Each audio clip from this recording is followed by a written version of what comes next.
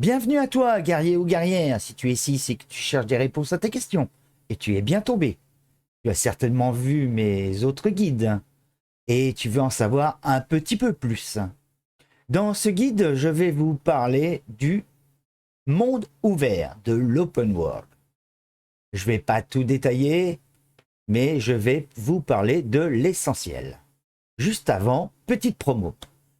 Si tu aimes mes vidéos, n'hésite pas à t'abonner, à activer la petite cloche pour être averti des prochaines vidéos. Et si tu souhaites venir me voir en live, n'hésite pas à venir me voir sur Twitch, Magnum51. Allez, c'est parti. Le monde ouvert, l'open world. Pour afficher la carte quand vous êtes en ville, vous cliquez sur la virgule. Il faut savoir que quand un village ou un fort ou une ville appartient à votre alliance, vous avez un petit bonus.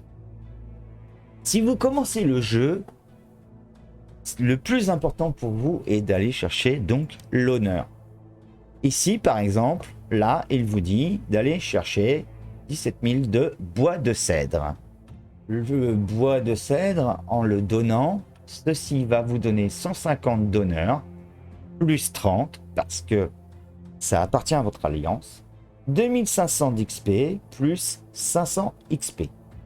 Quand vous allez aller dans le monde ouvert, il faut savoir que vous pouvez vous faire intercepter par différents éléments comme les rebelles, que je vais vous montrer,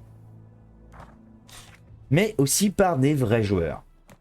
Vous faites cliquer donc le fief pour aller dans l'open world. Vous sélectionnez les unités, de préférence des unités de paysans, avec la vétérance pour récolter beaucoup plus. Pensez à mettre l'unité que vous souhaitez qu'elle sorte en premier en cas que vous faites intercepter. On ne sait jamais. Mettez-la en primaire, au moins vous êtes sûr que ce sera celle-ci qui sortira. Et vous quittez le fief. Le déplacement dans l'open world se fait par la souris. Donc pour regarder autour de vous, clic droit de la souris. Pour avancer en normal, vous faites un clic gauche avec la souris, voilà, comme ceci. Donc là, vous pouvez voir, il y a des rebelles avec des casques jaunes. Là, on peut voir qu'il y en a un rouge. Donc il y a 3 catégories de rebelles. Donc celui-ci est un classique, donc moyen. Celui-ci peut vous PK. Donc vous aurez différents rebelles. Comme par exemple ceux-là, les aisés. Ceux-ci ne viendront pas vous intercepter. N'essayeront pas d'essayer de vous PK. On appelle ça aussi PK. Donc les aisés, les classiques, et vous avez les rouges aussi. Ceux-là peuvent vous intercepter ou vous PK. Dans l'open world, vous verrez aussi qu'il y a aussi des caisses, des huttes, etc. Vous les prenez. Vous les prenez tout simplement parce que ça vous donne des ressources, de l'argent. Ça peut aussi vous donner des permis de délocalisation. Les permis de délocalisation vous permettent de changer de village ou de ville. Si vous êtes dans la même région, il ne vous en faudra qu'un seul. Si vous êtes dans une autre région, il vous en faudra 3. Pour changer de ville ou de village, il vous suffit de rentrer dans la ville ou le village que vous souhaitez, d'aller voir l'intendant et de cliquer sur déplacer mon camp. Donc là, je vais m'intéresser à essayer de faire une quête de fief. Donc au niveau de la quête de fief, là par exemple, là j'ai minerai de sédérite qui me donne 100 d'honneur plus 20 et 2000 XP plus 400. Donc je vais faire ceci. Pour faire ceci, je vais regarder au niveau de la carte. Donc en zoomant, on peut voir un peu plus de détails. Donc je regarde où il y a de la sédérite. Je regarde si il y en a. Il y en a. Donc là, je fais trajet auto. J'en ai trouvé pas trop loin. Et j'y vais. Si je souhaite aller plus vite, je clique sur marche forcée.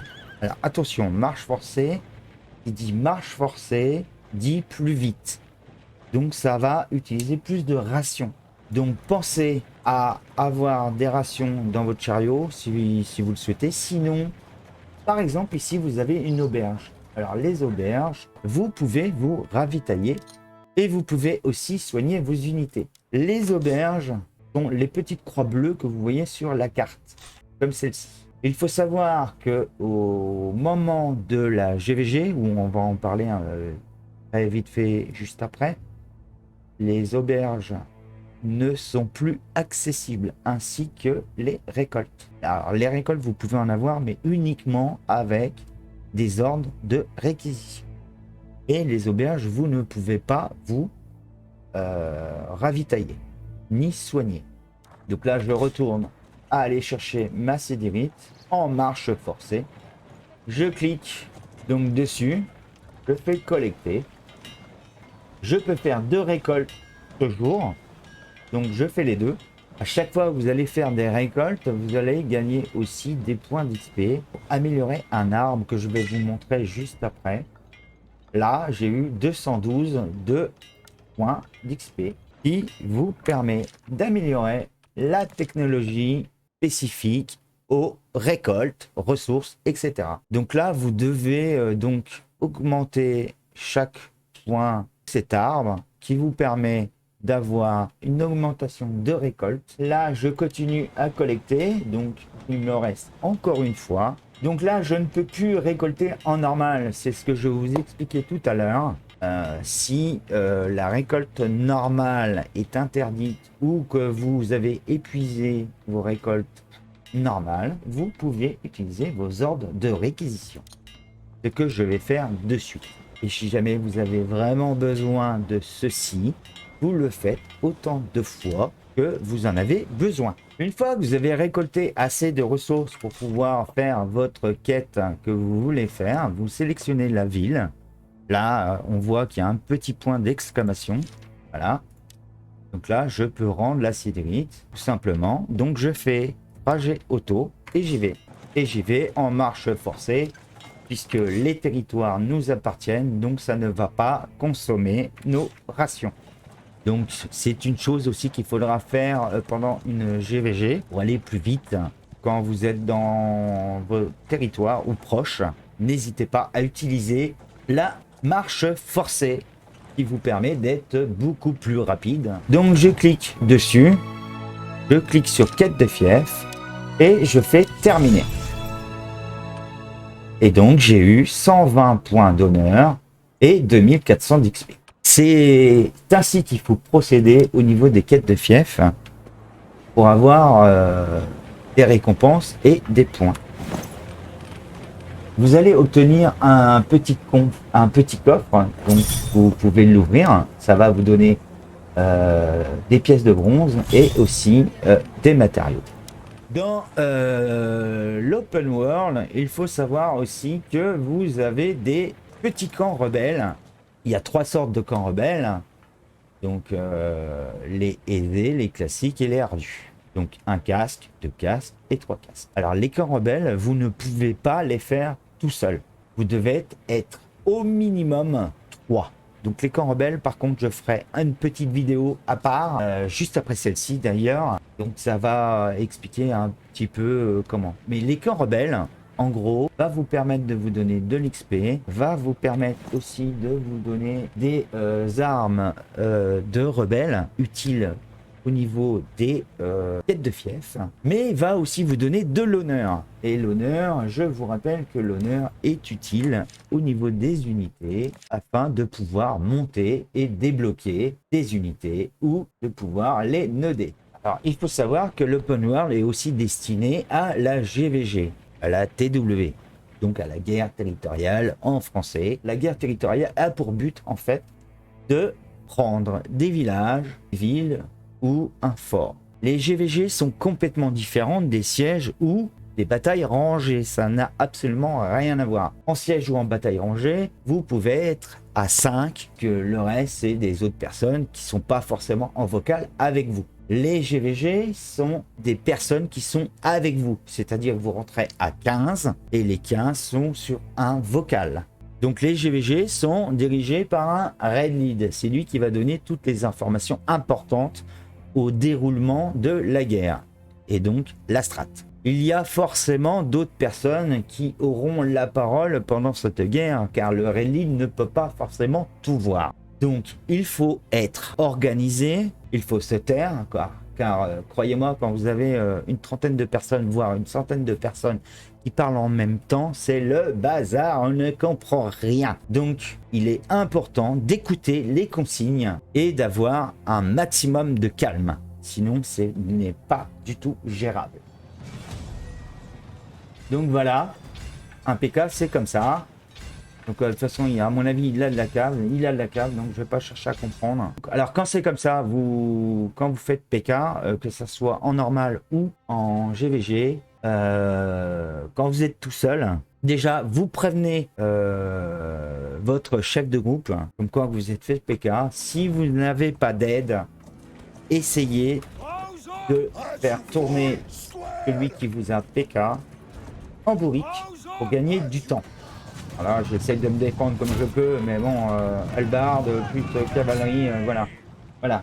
Donc, quand un truc comme ça arrive, il faut savoir que la personne qui vous a écrabouillé va récupérer des pactages, etc. Des matériaux dans son chariot qui vous appartient forcément. Donc, quand vous sortez dans l'open world, n'hésitez surtout pas à être en groupe, évitez de vous balader tout seul. Pour retourner dans votre ville, vous devez savoir que votre ville a un petit drapeau rouge. Donc forcément, si vous allez dans une autre ville ou un autre village, autre que le vôtre, vous ne pourrez pas décharger votre chariot, etc. Vous devez sélectionner la ville où il y a le drapeau, pouvoir vider votre chariot. Le dernier point, votre chariot est limité à une quantité. Comme là, on peut le voir. Donc, quand vous faites des récoltes, pensez à bien regarder la limite, car sinon, ça restera dans la ressource provisoirement un certain temps. Donc, si le cas arrive, vous retournez à votre ville, vous videz, et vous retournez à votre spot où vous avez récolté afin de récupérer le reste. Vous aurez un petit point d'exclamation au niveau de votre inventaire. Il vous suffira donc de cliquer sur votre spot de ressources et de récupérer ce que vous avez récolté et qui est resté en plein. Et de repartir.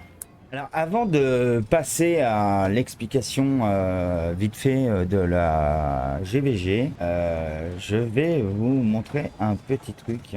En bas là, par exemple là, si jamais vous êtes loin d'une ville, etc., vous avez la possibilité de faire ceci, monter un camp. Le principe, en fait, sert uniquement à ne pas faire attendre vos copains s'ils veulent partir en siège. Ça vous permet, là, ici, de partir en siège, etc. Donc, c'est plutôt pratique. Pour repartir, il vous suffit de faire lever le camp, tout simplement. Donc, forcément, vous avez un col où vous ne pouvez pas refaire. Vous devez attendre 1 minute avant de le faire. Voir le chariot. Ça vous permet de voir le chariot. Donc, comme je le disais tout à l'heure, bien vérifier que le chariot ne soit pas plein. Ici, c'est retourner au camp. Alors, il faut savoir que là, pour retourner au camp, par exemple, aller à la cité des conquérants. Donc, ça, c'est mon camp. Il faut que le chariot soit vide. C'est un moyen rapide pour retourner à sa ville sans faire un trajet de fou. Si vous cliquez aller au camp, vous irez au camp le plus proche de là où vous êtes. Les unités, le petit casque, vous permettent tout simplement de sélectionner les unités que vous voulez qu'elles sortent en premier au cas où vous ne l'aurez pas fait avant de sortir. Et ceci, le poste avancé, donc ça, il n'y a que ceux qui ont les droits qui peuvent le faire. À savoir que dans la quête F4, il va vous parler justement d'une quête avant-poste. Donc pour valider cette quête, vous n'êtes pas obligé d'attendre que ça soit votre maison qui le fasse. Donc là, par exemple, là, je viens de me faire intercepter par des rebelles. Donc là, je fais payer. Et là, je suis tranquille pendant 1 minute. Donc au niveau des postes avancés, donc je reviens là-dessus. Quand vous aurez cette fameuse quête, dès que vous êtes dans l'open world, dès que vous voyez un poste avancé, allez dessus et rentrez dedans. ça validera automatiquement votre quête. C'est pas forcément que ce soit un poste avancé de votre maison, ça peut être un autre avant-poste. Donc une fois que vous êtes retourné à votre camp, vous avez la possibilité soit de rentrer en ville pour déposer ce que vous avez dans votre chariot, ou de cliquer dessus. Donc là, par exemple, là, je vais soigner mes unités parce que j'ai pas arrêté de me faire TK, ce que je me doutais de toute façon. Si vous voulez renouveler les rations, vous faites renouveler mes rations comme ceci. Si vous voulez changer d'unité, vous pouvez changer d'unité. Et donc, vous pouvez faire gérer la réserve, le chariot et tout transférer. Ça vous permet de repartir vers de nouvelles aventures. Alors, un autre petit point avant que je vous parle vite fait de la GVG. En haut, vous verrez, vous avez ligne 1 peu peuplée. Quand on vous dit de changer de ligne, ou alors jamais vous faites trop agresser, etc., eh bien, vous cliquez sur la petite flèche et vous changez de ligne. Et vous allez changer d'instance. Donc il peut y avoir plusieurs lignes, hein. Il peut y en avoir 3, il peut y en avoir que 2, il peut en avoir 5, il peut en avoir beaucoup plus suivant le monde qu'il y a dans le monde ouvert. Donc du coup, une fois que vous l'aurez fait une fois, vous ne pourrez pas le faire avant 286 secondes. Voilà. Alors les GVG, comme je le disais, c'est vraiment, là, c'est 15 personnes qui rentrent dans un village ou dans une ville, etc. Vous pouvez voir que quand la GVG commence, quand vous faites virgule pour afficher la carte, vous allez voir plein de trucs qui vont clignoter, tout ça. Vous avez la possibilité aussi de voir ce qui se passe en attaque en cliquant sur les villes, etc. sur les villes. Ça vous permet d'avoir des informations comme combien de personnes défendent, combien de personnes attaquent, etc. Quand vous êtes en groupe, vous avez des petites flèches vertes qui vous indiquent l'objectif, la trajectoire. Si vous êtes un peu perdu et que vous ne savez pas trop, le truc que vous pouvez faire, c'est cliquer tout en haut à gauche de votre écran dans le monde ouvert en cliquant sur le petit drapeau du chef de groupe. Ça va automatiquement vous mettre en marche et de le suivre automatiquement. Beaucoup plus simple. Pour rentrer dans une bataille, il vous suffit tout simplement de cliquer sur la ville ou le village et de cliquer sur bataille. Si vous êtes en défense d'un village ou d'une ville ou d'un fort, vous avez la possibilité de rester dans cette ville ou dans le village. Et une fois que cette ville ou ce village est attaqué, vous aurez une petite indication sur votre côté gauche de l'écran afin de pouvoir rejoindre la bataille en faisant échappe, en cliquant rejoindre, et vous pourrez donc défendre votre bataille. Alors, comme je le disais, une GVG est différente d'un siège ou d'une bataille rangée. Le principe est de prendre X, bien sûr, et ensuite de prendre le point base. Pour ce faire, il faut savoir que la capture d'un point, donc du point X ou du point base, une fois que celui-ci est proc, différemment à un siège, la capture continue. Donc je ne vais pas détailler en profondeur tout ce qui est GVG, ça a duré trop longtemps et c'est vraiment pas le but. Le but étant de faire des petites vidéos assez courtes possibles. Ce que vous devez savoir en GVG, il faut arriver un petit peu avant l'heure, de façon à ce que le chef de groupe puisse faire les groupes, faire la formation des unités. D'ailleurs, on peut aussi vous demander de remplir un document, notamment le GDoc, pour savoir quelle unité vous avez. C'est toujours utile. On va aussi vous demander si vous êtes présent, absent, en retard, etc. Ça prend quelques minutes. C'est pas un truc de ouf. Au niveau des batailles, il faut savoir que quand vous allez sur le point base, donc finale, vous aurez des attaques sur le côté, sur le centre. La prise du supply sera très importante puisqu'elle empêchera aux adversaires de pouvoir changer d'unité. Placez vos unités correctement, évitez la touche C, donc les unités de vous suivre. Habituez-vous à utiliser la touche X, à vous déplacer avec la touche X, de façon à ce que vos unités arrivent en formation et tout ensemble, plutôt que la touche C. Vos unités arriveront à ce moment-là désordonnées, n'importe comment, et elles risqueront de se faire tuer beaucoup plus rapidement. Si on vous dit d'aller sur le point base parce qu'il y a une ouverture, ne réfléchissez pas. Allez tous sur le point base. Dès que le point base est proc, même si les ennemis reviennent sur le point base, la capture continue. Donc, restez sur le point base. Vous faites un focus sur les héros, vous les sortez et normalement, il n'y a aucun problème. Vous aurez réussi à avoir le point base et le village ou la ville, etc. Au point final, prenez l'habitude aussi de bien mettre vos unités correctement. Donc, les piquer derrière les shields, les murs, quoi. Et de les bien positionner de façon à ne pas vous les faire écrabouiller. Voilà pour la partie GVG. Si vous aimez mes vidéos, n'hésitez pas à vous abonner, à activer la petite cloche pour être averti des prochaines vidéos. N'hésitez surtout pas à venir me voir en live sur ma chaîne Twitch, donc Magnum51. Et enfin, si jamais vous cherchez une maison, n'hésitez pas à rejoindre Renegade, qui est notre maison, qui est 100% FR, avec une alliance 100% FR, avec une bonne ambiance, un bon esprit, etc. N'hésitez pas. Sur ce, je vous dis au prochain numéro. Ciao, ciao!